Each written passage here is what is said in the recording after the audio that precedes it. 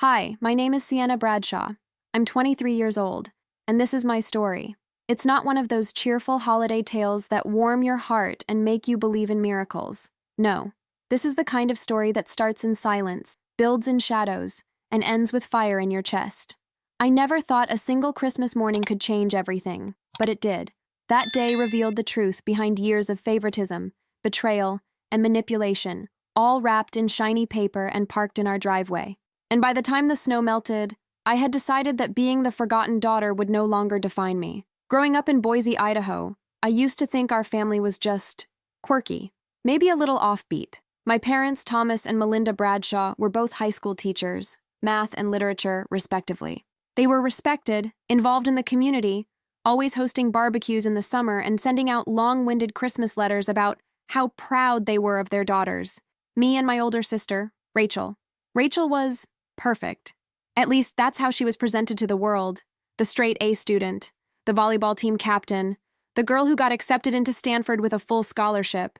And I was, what? The artsy one, the quiet one, the girl who read too much and didn't smile enough in pictures. But I never resented her. Not really. I figured we were just different, and I convinced myself that our parents loved us in their own way, even if that love didn't feel evenly distributed. I wish I had opened my eyes sooner.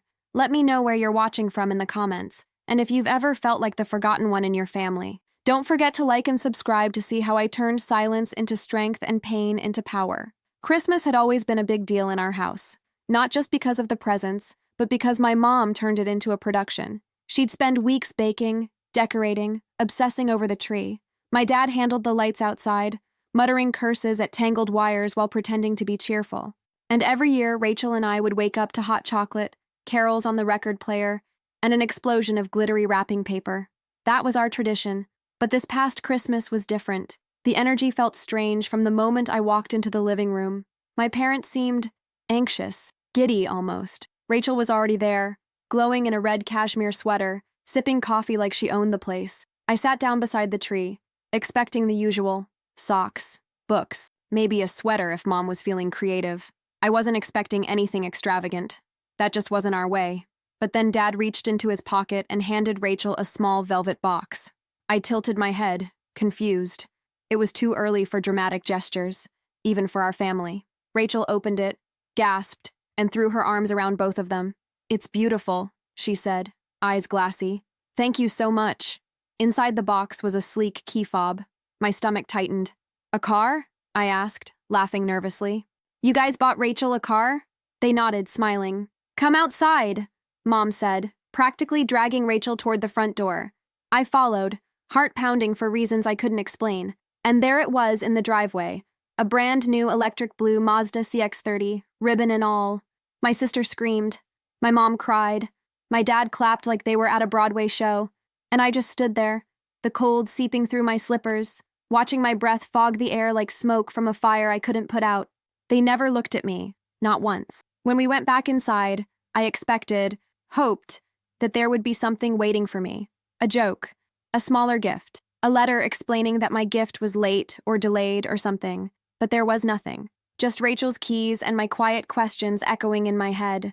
At dinner, I finally asked, "Did I get anything?"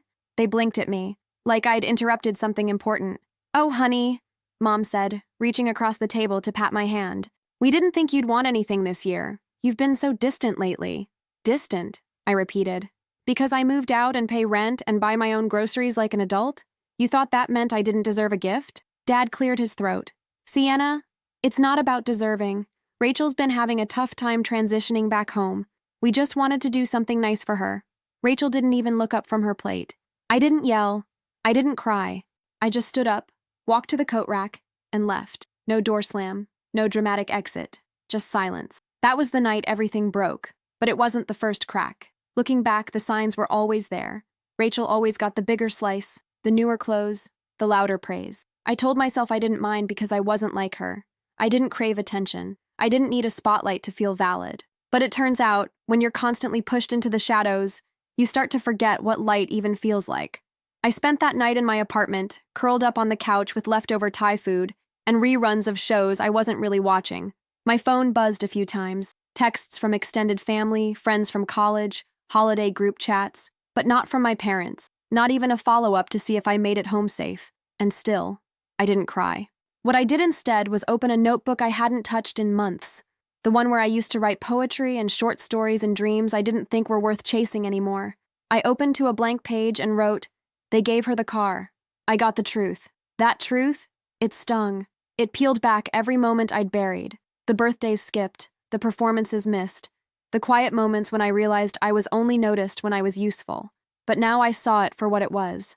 And the more I stared at the words on the page, the more something inside me shifted. This wasn't just about a car.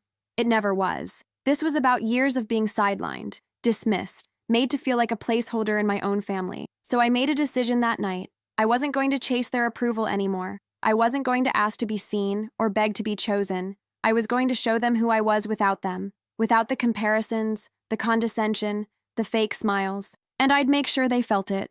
Because sometimes the best revenge isn't loud. It isn't violent. It's becoming everything they said you couldn't be, and letting them watch. The next few weeks passed in a blur. I returned to work at the small art gallery downtown where I handled both curation and customer service. I liked the quiet rhythm of it, the hum of fluorescent lights, the low chatter of visitors walking between paintings, the faint scent of turpentine and oil paint that clung to the corners. It gave me a place to breathe, but even there, in that calm, controlled space, I couldn't stop replaying Christmas morning like a cruel loop on repeat. Every time I saw something wrapped in a bow or heard the faint jingle of holiday music drifting from a nearby store, I felt it again, that cold, hollow disappointment, that moment of being invisible. Rachel started posting pictures with her new car the very next day. There she was, flashing her perfect smile next to the Mazda, captioned with lines like, "So blessed," and "Best parents ever." Her feed lit up with comments from old classmates, co-workers, even relatives we hadn't seen in years. Everyone congratulating her, admiring her, and not a single one asked where I was. I didn't respond, I didn't post, I didn't try to compete. Instead, I started collecting pieces, not physical things, information, memories, fragments of every time I'd been overlooked. I opened a fresh document on my laptop and started typing. Not poetry this time, not short stories, receipts, the missed birthdays, the Christmas I got a thrift store sweater while Rachel got concert tickets. The time they forgot to come to my high school art show because Rachel's hair appointment ran late. The time I was sick and they left me alone in the house while they took Rachel on a college tour. It was all there. Hundreds of little cuts that never bled loud enough to matter. Until now. Around mid-January, my mom texted me for the first time since Christmas. "Hope you're doing well, sweetheart. Come by for dinner Sunday." Just that. No apology. No explanation. Just a casual, sterile invitation like everything was fine. Like I hadn't walked out of that house knowing I would never step into it the same way again. I didn't respond. She texted again a few days later. This time, Dad chimed in. "Your mom's worried. Come home, okay? Rachel wants to see you too." That one nearly made me laugh. Rachel wanted to see me? The same Rachel who hadn't called or messaged me even once after the holiday? Who pretended I didn't exist every time she smiled in front of that blue car? No, I didn't buy it. But I didn't block them either. I let them keep talking. Because I needed to understand something I hadn't dared to before. How deep did this go? How much of my identity had been shaped by their neglect? One Friday night, after closing the gallery, I went to the Roost, a cozy cafe that stayed open late and had cheap coffee strong enough to cut through any fog. I sat in the back booth, notebook open, and started sketching out my plan. Not revenge, not exactly, but something like it. Something that would make them see me, make them question what they'd done. It started with an art piece. An installation, actually. I titled it Unwrapped. Each piece was a different version of me at Christmas over the years, rendered in mixed media, paper, wire, fabric. There I was at 10, smiling through a cracked frame with half a bow still stuck to my hair. There I was at 16, holding a book with torn pages while Rachel beamed beside a new phone. At 21, a shadow behind the tree, hands empty. The centerpiece was current-day me, painted in grayscale, standing in front of a car made of broken mirrors and gift wrap, staring straight ahead. I poured myself into it for weeks. I barely slept. I skipped meals. I missed texts. I didn't tell anyone, not my roommate, not my boss. It was personal, sacred, raw. And when I finished it, I submitted it anonymously to the spring showcase at the Boise Modern Arts Museum. They accepted it. And just like that, the silence that had defined me for so long began to break. The opening night arrived. The gallery space was packed with people, students, critics, families wandering through installations, sipping wine and murmuring reflections. Unwrapped was placed in the heart of the room, lit by a single spotlight. There were no names, no labels, just the story unfolding in sculpture. I didn't tell my parents I was there. I just watched from the corner as people passed by, pausing, frowning, crying. Some took photos, others stood silently, hands over mouths. A few whispered, "This feels too real." Rachel came too. I hadn't expected that. She was with Mom and Dad. I saw them walk in together, laughing, all dressed up like they were attending a gala. Rachel's hair was pinned back in curls. Mom was wearing her pearl earrings. Dad had on the same blazer he wore every time he wanted to look important. I stood frozen as they made their way toward the piece. They stopped. At first, they didn't react. They just stared. And then Rachel's face changed. Slowly, deliberately, she leaned in to look closer at one of the sculptures, the teenage me with the book and the distant eyes. "Oh my God," she whispered. "It's her." Dad tilted his head. "What do you mean?" But Mom already knew. I could see it in the way her mouth pressed into a line. Her fingers clutched her clutch purse tighter. They recognized it. They saw me. Not as the girl who painted in her room or forgot to text back. Not as the quiet daughter, but as the artist who had laid bare her grief and anger for the world to witness. People began gathering around them, curious. I saw someone point toward them. "Is that the family from the installation?" A woman asked. I don't know what happened after that. I left before they saw me. I walked home under a sky full of stars, the cold biting at my cheeks, and I felt something shift. Not peace, not yet, but a sense of control, of reclaiming. The next morning, my phone buzzed. It was Rachel. No emojis, no filters, just, "We need to talk." I didn't reply. That was the beauty of it. I didn't need to anymore. I had finally found a way to speak louder than silence. The following week, a local journalist reached out. She had seen Unwrapped and wanted to interview the artist. I declined. Let them guess. Let them wonder. The truth was in the work, and the work was enough. But the fire inside me wasn't done burning. Not yet. The message from Rachel sat on my phone screen for 2 days. "We need to talk." 4 words that carried the weight of everything unsaid between us. For a moment, I imagined replying, meeting her at a coffee shop, hearing her stumble through an apology, maybe even crying as she realized the depth of the hurt she'd helped cause. But the longer I stared at those words, the more I realized something. I didn't owe her closure. Not yet. She had been part of the performance for so long, the center of attention, the glowing daughter on display. Now that the spotlight had shifted, she wanted to step into my story. But this wasn't her stage anymore. Instead, I replied with a single sentence. "Why now?" She didn't respond. A week passed, then 2. I returned to my routine, gallery shifts, sketching late into the night, walking through snow-covered sidewalks with music in my ears. But things had changed. People at the gallery spoke to me differently now. Customers lingered near the counter, asking about my work.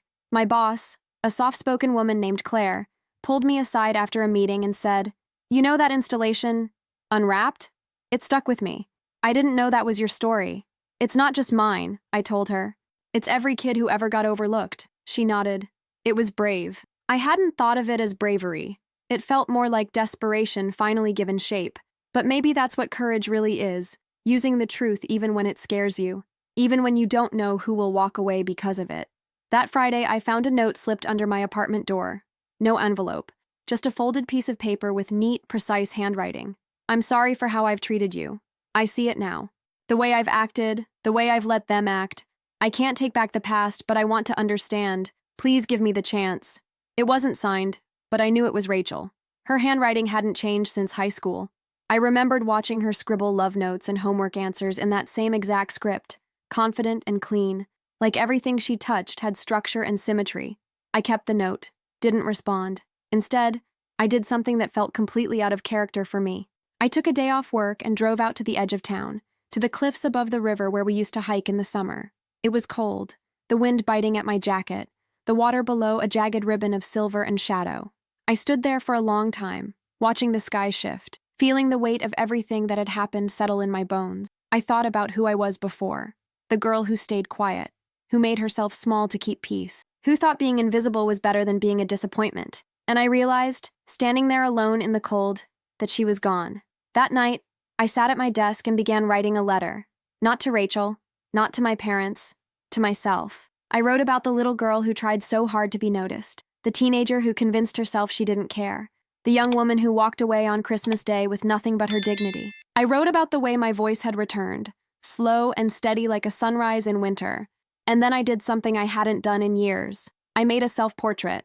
Not a literal one, no mirror involved. It was abstract. Layers of ink and texture, torn paper, fabric sewn onto canvas, 1,000 versions of me stitched into one, broken, beautiful, bold. I titled it Becoming. I submitted it to the National Emerging Artist Competition in Seattle. 2 weeks later, I got an email, finalist. My hands shook as I read the message, reread it, whispered the words aloud like they might disappear. For the first time in a long time, I felt like I was stepping into something entirely my own. Not Rachel's leftover spotlight, not my parents' expectations, mine. The day after the announcement, I received a voicemail from my mom. Her voice was tight, forced cheerfulness dripping between each syllable. "Hi, honey. We heard the news. Rachel told us. Congratulations. We're very proud. We'd love to come see the piece if you'll let us." Let them. As if I owed them the honor. I deleted the message. The next day, Rachel showed up at the gallery. She didn't text first, didn't call, just walked through the door like we were two people who had always been this close. I saw her before she saw me. She was standing in front of a new display I'd curated, paintings by a local artist who focused on emotional trauma through soft pastels. Rachel was staring at a piece titled Silence Between Sisters. I stepped forward. "Looking for someone?" I asked, voice even. She turned, startled. "Sienna, hey. I didn't know you'd be working today. I always work Fridays." She opened her mouth, then closed it again. There was a pause, the kind that feels like it lasts hours. "I saw your new piece online," she finally said. "The one you're taking to Seattle. It's incredible." I nodded. "Thanks. I meant what I wrote.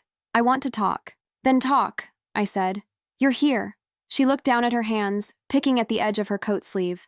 "I don't know how to start. I was selfish. For years, I thought I deserved everything because I worked hard, because I made them proud.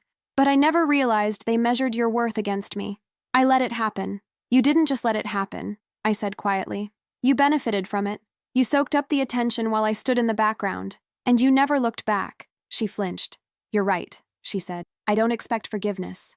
But I want you to know I see it now. I see you now." It should have felt like a victory, but it didn't. Because her seeing me now didn't erase the years when she didn't. Her acknowledgement couldn't fill the space their neglect had carved inside me. Still, I nodded. "Thanks for saying that."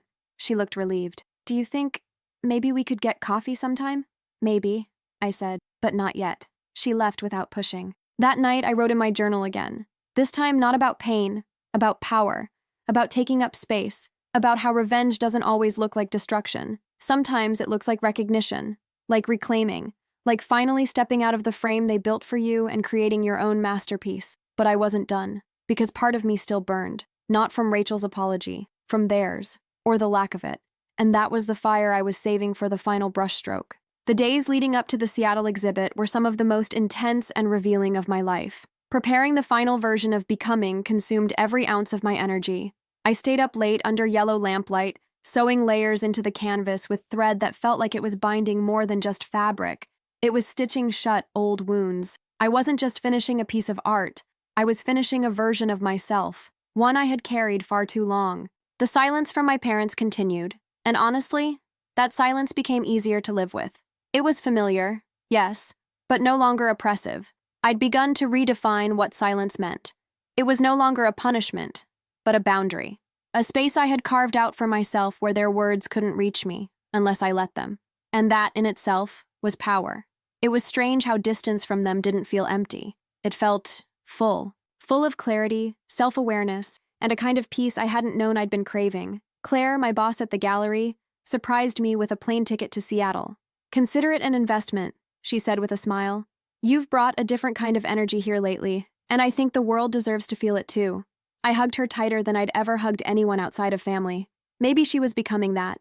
Chosen family. The kind that doesn't ask you to shrink to fit a space. The kind that sees you for the art and the artist. When I arrived in Seattle, everything felt new. The air had a bite to it. The kind that made you walk faster and think sharper. The city buzzed in a way Boise never did. It was alive with noise and movement and opportunity. And yet, despite the scale and the strangeness, I didn't feel lost. I felt found, like I had finally stepped into the world as my whole self, not someone's daughter or sister, but simply Sienna. The exhibition was held in a vast hall filled with bold, challenging works from young artists across the country.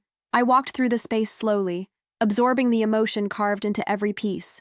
When I finally stood before my own, I felt the weight of the past settle on my shoulders. Only this time, it didn't hurt. It felt earned. Becoming stood tall, lit by natural light pouring in through the glass ceiling. People gathered around, murmuring, pointing, some taking notes. A few approached me, asking about the textures, the symbolism, the meaning behind the jagged lines and torn silk. I spoke softly but confidently, explaining the transformation hidden in the chaos, and in every pair of eyes that met mine, I saw something I had longed for but never received in my own home: recognition. A woman with silver hair and a paint-splattered sweater took my hand after hearing my explanation. "It's powerful," she said. "It hurts, but it heals. That's the best kind of art." Her words stayed with me. Back in Boise, the messages from Rachel had stopped. I assumed she finally understood the space I needed. But one afternoon, as I was reorganizing the display room at the gallery, Claire walked in holding a sleek envelope. "This came for you," she said. It was a formal invitation, an alumni recognition banquet at my old high school. I hadn't been back in years. The note inside was handwritten by the principal herself. "We followed your recent success and would be honored to celebrate your accomplishments alongside our community. You're a role model to our current students." My heart thudded, not because I was excited, because I wasn't sure I wanted it. I stared at the envelope for days. The banquet was 2 weeks away. Part of me wanted to throw it out, to reject the idea of being honored by the same place that had once ignored my art, dismissed my presence, and applauded my sister's every breath. But another part of me wondered, what if I showed up? Not for them, for the girl I used to be, the one who walked those halls in silence, hiding sketches in her notebooks and dreams in her locker. I decided to go. The night of the banquet, I stood in front of my mirror for a long time. I wore a black jumpsuit, simple, structured, unapologetic. My hair was up, my eyes calm. I didn't try to look impressive. I already was. When I arrived, the gym had been transformed. Twinkling lights, round tables, banners showcasing former students. My name was printed neatly on a placard in the center of one of the front tables. I almost laughed. People approached me with warm greetings. Former teachers shook my hand. A few students from the art program asked for advice. It was surreal, as if I had stepped into a world where I had always been seen. Then I saw them, my parents. They were standing near the punch bowl, talking to another couple. Mom was wearing a navy dress and pearls. Dad had the same blazer as always. Rachel wasn't with them. They hadn't told me they'd be here. Of course they hadn't. I didn't go to them. I didn't wave or smile. I simply found my seat and waited. Eventually, they noticed me. They approached slowly, almost cautiously. I could feel my muscles tense, old habits returning like ghosts. "Hi, sweetie," Mom said, offering a hesitant smile. "You look beautiful." "Congratulations," Dad added. "We're proud of you." I nodded. "Thanks." An awkward silence followed. They didn't know what to say. Maybe because they finally realized there were no more scripts, no more curated roles to play. I wasn't seeking their approval. I wasn't chasing their love. Before they could say more, the principal stepped up to the podium. She spoke about resilience, creativity, and the courage to find your voice. And when she said my name, the room applauded. I stood, walked to the stage, took the microphone, and for the first time in my life, I spoke not as a background character, but as the main one. "Thank you," I began. Not just for the recognition, but for this moment. I spent a long time believing my voice didn't matter, that my art wasn't enough, but I was wrong, and tonight proves it. I glanced toward my parents, then back at the crowd. I want to say this to anyone who's ever felt overlooked. Your worth is not determined by who claps for you. It's defined by who you become in the silence. The applause was loud, but I only heard one sound inside me: peace. Later, as I left the building, my parents waited by the door. "Dinner next week?" Mom asked, hopeful. I looked at them, at the people who had shaped me by what they gave and what they withheld. "Maybe," I said, "but not to catch up, only if you're ready to hear everything." They nodded. That was enough for now. I walked out into the cold night, head high, heart steady. I had survived them, but more importantly, I had outgrown them. The week after the banquet passed in slow motion, like the calm before a storm you can feel but can't yet see. I tried to pretend things were normal, that I was busy enough with work and preparing for the next gallery rotation, to not think about the weight of that invitation my mother had extended before I walked out into the cold. "Dinner next week?" she'd asked. Part of me had wanted to say no, shut the door and leave it sealed, but something inside me, maybe curiosity, maybe something messier, had left it open. So on a Thursday evening, I stood on the porch of the house I grew up in, staring at the familiar red door like it was a stranger. I hadn't been back since Christmas morning, the day Rachel's shiny new Mazda sat glowing in the driveway like a trophy I would never win. But now, my car was parked beside hers, and I wasn't the same person who had walked away months ago with nothing but a silent scream stuck in my chest. The door opened before I knocked. My mother stood there, hands clasped, smile unsure. "Sienna, you came." "I said I might," I answered. She stepped aside to let me in. The house looked the same. Photos of Rachel still lined the hallway, graduation pictures, family vacations, that perfect moment when she got her Stanford acceptance letter. My pictures were there too, though less prominent, as if someone had remembered at the last second that I also lived here once. Dinner was already set. My father sat at the table, posture stiff, dressed like he was heading to a job interview. It was uncomfortable, but not unfamiliar. We ate mostly in silence. There was small talk, comments about the weather, the upcoming spring season, how Boise was getting busier lately. It was all filler, empty air meant to distract us from the weight of the conversation we hadn't yet had. Finally, after the plates were cleared, my father cleared his throat. "We've been thinking a lot about everything," he began, eyes not quite meeting mine. "The Christmas situation, the way things happened." My mother reached for his hand. "We realized we never really listened to you, Sienna. Not the way we should have, and we're sorry." I nodded slowly. "You never listened because you didn't see me." "Not really." She looked pained, like hearing that out loud cracked something inside her.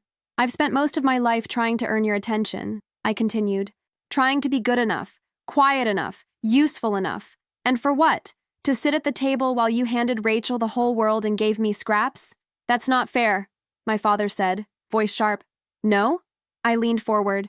"Tell me one time you chose me first. One time you prioritized me over her." "I'll wait." They said nothing. I stood up, walked slowly toward the living room where the Christmas tree had once stood. You know what hurts the most? It's not the car, not the gifts. It's the realization that even if I had vanished, I'm not sure either of you would have noticed right away.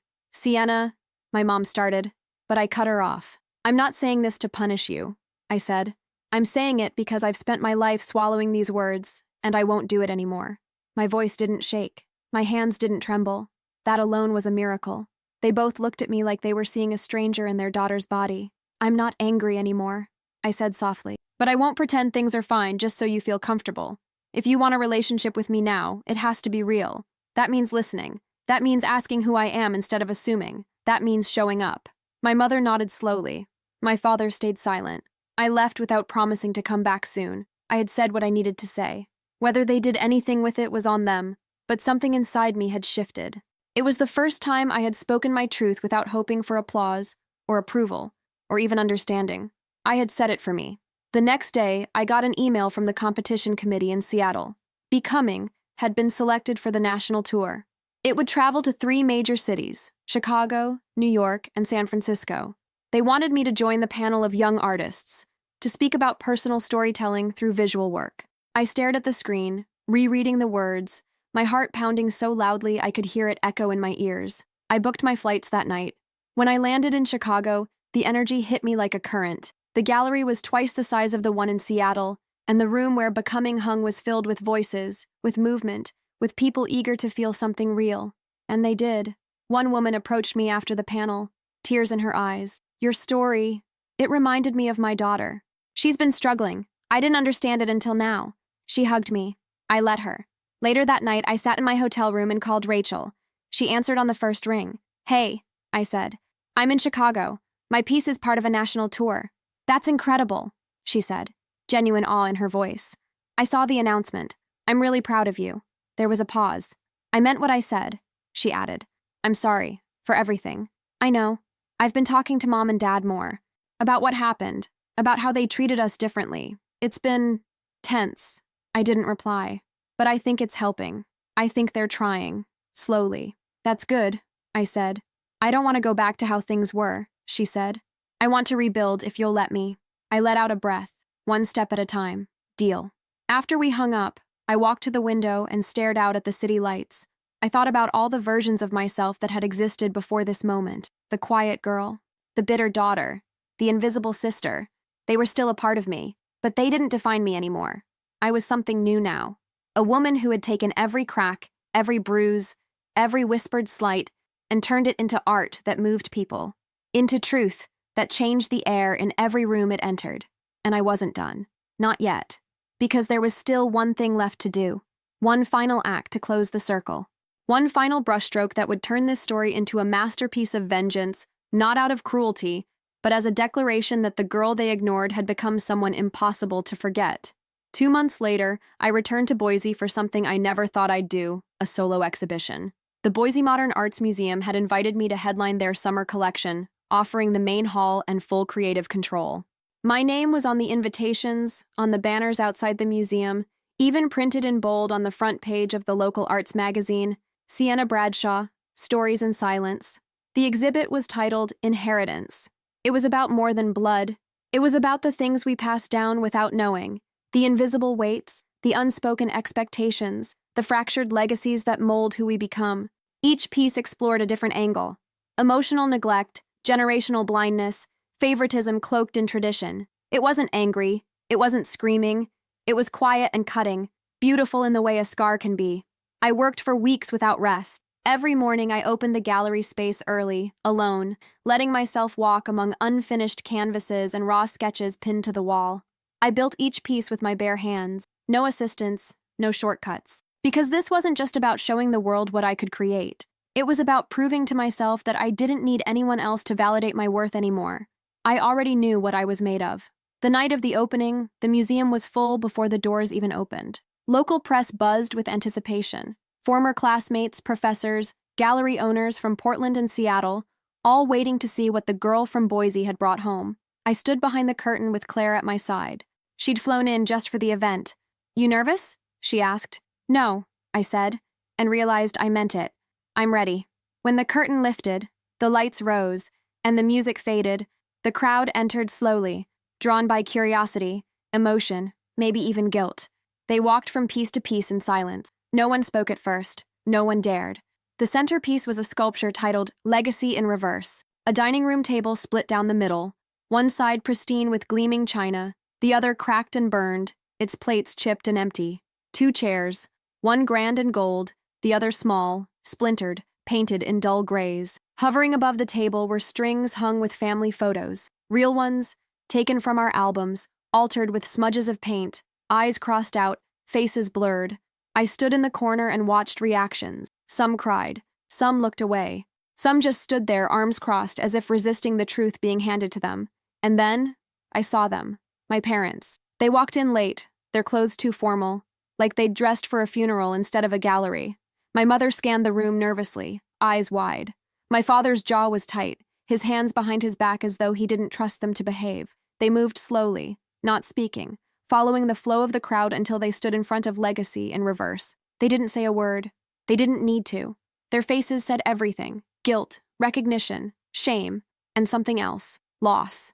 Not just the loss of innocence or the loss of image, but the loss of the version of me they had believed would always wait silently in the background. They weren't prepared for this me, the one who stood tall and spoke with her art, the one who had learned to turn pain into proof, the one who didn't need to scream to be heard. Later that night, as the event wound down and guests slowly left, I saw them again. My mother approached me first. "Sienna," she said, her voice hoarse. "We didn't know. We didn't see. Not until now." I looked her in the eyes and waited. My father joined her, standing close but not too close. "I see what you've built," he said, "and it's breathtaking." "Is it also honest?" I asked, keeping my tone even. They both nodded. "I don't need you to fix it," I said. "You can't. But I needed you to see it. All of it." "We do," my mother whispered. "And we're sorry." I nodded. That was all I gave them. Not because I wanted to be cruel, but because I'd learned something powerful in the silence between us. Not every apology needs to be met with comfort. Some just need to be heard and held for what they are. Too late, but real. Rachel wasn't there. Instead, she sent flowers. A massive bouquet of wild sunflowers and white orchids with a note: "I hope you never stop telling the truth. I hope one day I'm brave enough to do the same. I kept the note. Not because it changed anything, but because it reminded me that transformation takes time, that even those who once stood in your way might someday find their own voice and use it differently. The following week, I sold 3 pieces from the collection. Offers came in from galleries in New York, Austin, Vancouver. For the first time, I had to hire an agent, someone to help manage the momentum that had once felt unimaginable. And yet, through it all, I stayed grounded. I kept my apartment. I walked the same streets. I drank coffee at the same cafe. Because Boise, for all its ghosts and memories, was where I had learned how to be both broken and whole. One afternoon, I returned to my old high school. I wasn't invited this time. I just walked the halls alone, nodding at teachers who barely recognized me. I stopped in front of the old art room, peeking through the glass at students painting with headphones on, heads bent in concentration. The teacher, a new face I didn't recognize, looked up and smiled. She opened the door and said, "Can I help you?" "I used to sit right there," I said, pointing to a stool near the window. 10 years ago? "Really? What's your name?" "Sienna Bradshaw." Her eyes widened. "You're that Sienna Bradshaw?" I smiled. "I guess I am. Would you like to say something to the class?" I paused, then nodded. The students looked up as I stepped in. "Hi," I said. "I don't want to take much of your time.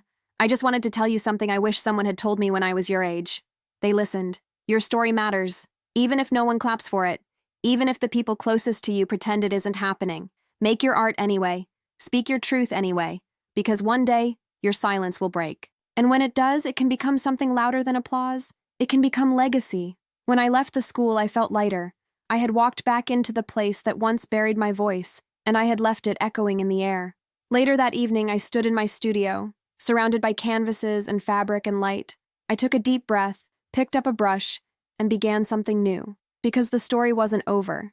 It never really is. A year has passed since the night of my solo exhibition. One full revolution of the earth since I watched my parents stare at the fragments of their own choices hanging in an art gallery under harsh, honest light. Since then, so much has changed that sometimes I don't recognize the girl I used to be. But other times, in quiet mornings with my hands dipped in paint and the sun filtering through the studio windows, I feel her beside me, watching, nodding, proud. She's still here. She just doesn't lead anymore. My life has become a cycle of movement. Cities, airports, galleries, interviews, panels. I've spoken in auditoriums and art schools, been featured in magazines I used to read in waiting rooms. People call me an artist now, not with surprise or skepticism, but with certainty. Like it was always meant to be. Like they knew all along. But I didn't.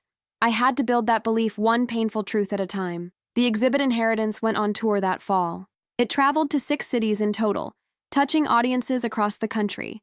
In every place, I stood beside strangers who whispered things like, "This feels like my family," or, "I thought I was the only one." They cried, they hugged me, they shared their stories, and I listened.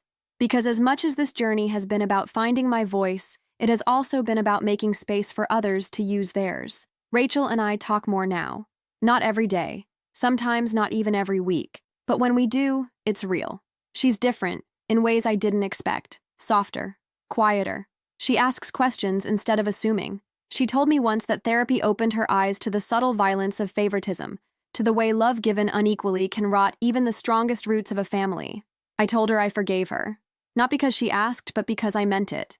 Because carrying her mistakes in my chest was only poisoning me. I let them go. Not to forget, but to heal. My parents. That's more complicated. They've shown up in small ways. A donation to the local art program in my name. A letter clipped from the newspaper with a note. "Saw this and thought of you." An invitation to dinner that I haven't yet accepted. I don't hate them. I just don't trust them. Not fully. Maybe someday I will. Maybe not. But I'm okay with that. Because the truth is, I don't need them to complete me anymore. What I needed, I found in the process of rebuilding. This morning, I opened a letter from the Boise Arts Foundation. They're offering me a grant to lead a year-long mentorship program for young artists from underrepresented backgrounds. Students who, like me, might have grown up in silence, who were told their stories were too quiet, too strange, too much. I read the letter twice, heart swelling, before setting it down and staring out the studio window. The sun was rising, casting long streaks of gold across my desk. The world felt soft and bright and waiting. I thought back to Christmas morning, not the most recent one, the one that started all of this. The car, the key, the silence. I remember standing barefoot in the cold, the sound of Rachel's joy echoing behind me like a song I would never be invited to sing. I remember walking away with nothing but the truth pressed tightly against my ribs. And I remember what came after. The fight, the fire, the art. I think sometimes that heartbreak is a kind of rebirth, that losing everything you thought you needed makes room for everything you actually do, that the absence of love can teach you how to pour it into yourself. People ask me what my next project is, what's coming after Inheritance, after Becoming, after the whirlwind of exhibitions and applause. And the truth is, I don't know. I've started sketching again. Not for display, not for critics, just for me. Small drawings of the people I've met. Abstract portraits of healing, quiet pieces that say, I'm still here. Maybe I'll turn them into something. Maybe I won't. Maybe for the first time, that's not the point. Last week, I visited a local high school as a guest speaker. Not my old school, a different one. The art teacher there, a tall woman with paint on her jeans and a voice like a drum beat, invited me to talk about expression and truth. I stood in front of a room full of teenagers who looked like I once did, nervous, unsure, curious, and I told them everything I wished someone had told me. I said, the world will try to define you by what you don't have, what you lack, what you weren't given, but you get to define yourself by what you create anyway, by what you survive, by how you rise. They clapped. Some of them cried. I did too, a little. Afterward, a girl named Maya came up to me. She had a sketchbook pressed to her chest like a secret. They say I'm too emotional, she whispered, that I take things too personally. I smiled. Good. That means you're paying attention. Don't let them take that from you. She nodded. I watched her walk away and wondered how many more Mayas were out there, waiting to be seen, waiting to be told they're allowed to take up space. Maybe that's what this all comes down to. Not revenge, not recognition, but space. Room to breathe, to grow, to speak, to exist fully. I think about that version of myself often, the one who stood in the snow, invisible. I used to wish I could go back and hug her, tell her it gets better. But now I realize she didn't need saving. She needed to reach the moment where she could save herself. And she did. So now I live in a small house on the edge of town. The walls are covered in canvas and brushstrokes. I keep a kettle on the stove, a stack of books by the window, a chair that creaks when I shift my weight. It's not glamorous, it's not flashy, but it's mine. I've made peace with the silence, because now it's filled with everything I used to wish for. Not applause, not validation, just truth. And that is more than enough. The girl who got nothing on Christmas? She built a life no one can take away. And every time I pick up a brush, I remember, I am not who they forgot. I am what they never saw coming. The story ends here. But my voice? It's only just beginning. Have you ever felt overlooked by the very people who were supposed to love you unconditionally? If you've ever had to rise from silence and reclaim your worth, share your experience in the comments below. If this story moved you, please like and subscribe to hear more journeys of resilience, redemption, and personal transformation. Share this with someone who might need to hear that being ignored doesn't make you invisible. It makes you unstoppable. Thank you for watching, and always remember, your voice matters, even when it shakes.